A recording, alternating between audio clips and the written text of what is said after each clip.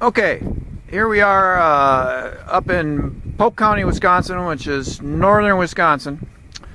It's March 22nd, so early spring, and I just wanted to show you the luckiest steers in all of Polk County.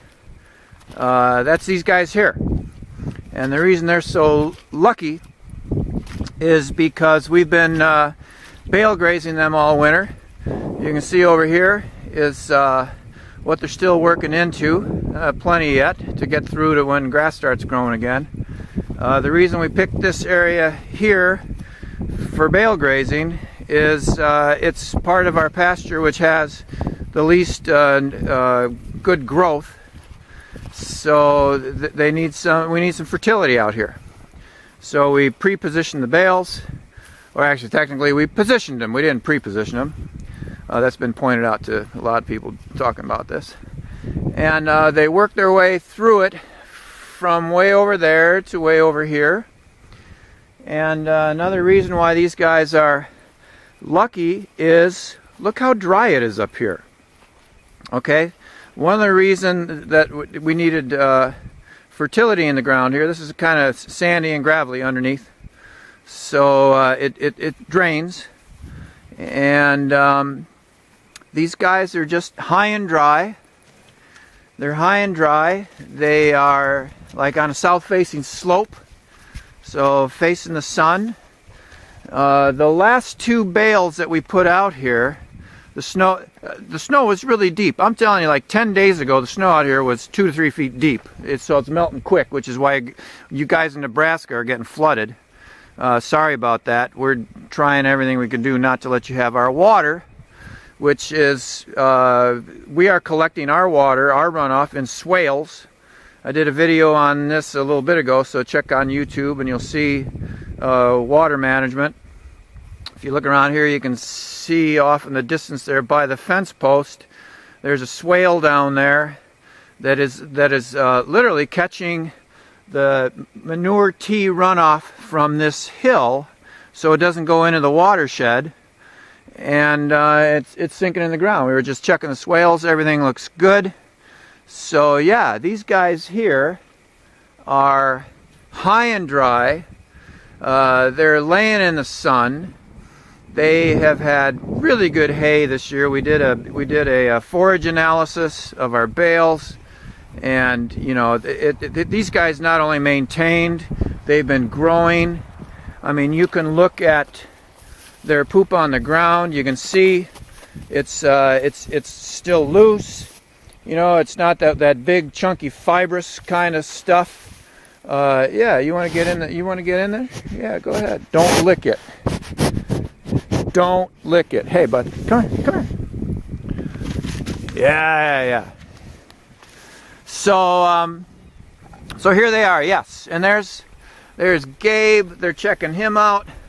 So the four red ones are going into the butcher in October, and the four black ones will be with us like for 2 years, basically. And that's the way we try to do it. We still haven't figured out what our carrying capacity is. It just keeps getting better because we've been doing holistic grazing for like 8 years now. The pastures are improving. We could add animals. We just haven't figured out how many we want to deal with. Just because, you know, we're getting old and would rather spend time with grandchildren than mess around with these guys, although it's pretty easy to do too. So, you know what these barnyards look like this time of year, where, you know, these animals have been spending time in a barn, in a yard, being fed, manure spreaders, and with all this runoff, there are like cattle that are up to their knees in just slop. So, you can do this too. It's kinder, it's gentler. They're loving on Gabe over here. Look at this. I'm impressed. They just met him. So here they are, the luckiest steers in Polk County, Wisconsin. just chilling on a 43-degree day. We were actually on our way out to tap trees for maple syrup, which is where we're going now. But I saw these guys out here chillaxing, and just thought, like, yeah, people need to see this, because it is the best way to winter your animals. Put them up, like, we're just improving their pasture. You can improve your hay fields with this too. You can bale graze in a hay field and add the nutrients back into the fertility into your hay field. You can put them anywhere you want to put them. Yeah, what do you think, bud? So that's about it. I just want to show you over here. Again, we kind of did this in 2 different paddocks. Here's where they're going to be for the rest of the spring. And we have a few more bales over there that we didn't even put into the mix. Here you can see we let them into 1 bale at a time. This would be part 3 in bale grazing. Yeah, we let them into one bale at a time. Use poly wire to keep them out, and we discovered this from like just thinking about it and seeing some people who were doing this.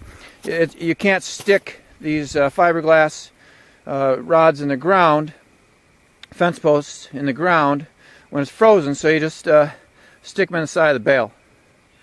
And this here is a microphone stand from the recording studio that we're not using right now, so because you can't stick them in the ground, so you find some ways to like work around it, and then just hook onto the fence that sets off the paddock.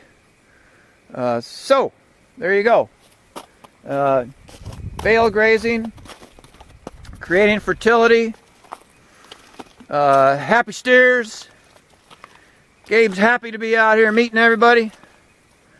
And now we're going to go tap some trees. Wish you were here, and you wish you were here too. It's a great office. If I'm going to work somewhere, this is where I want to work. That's it. Have a great day. Yeah, that's it.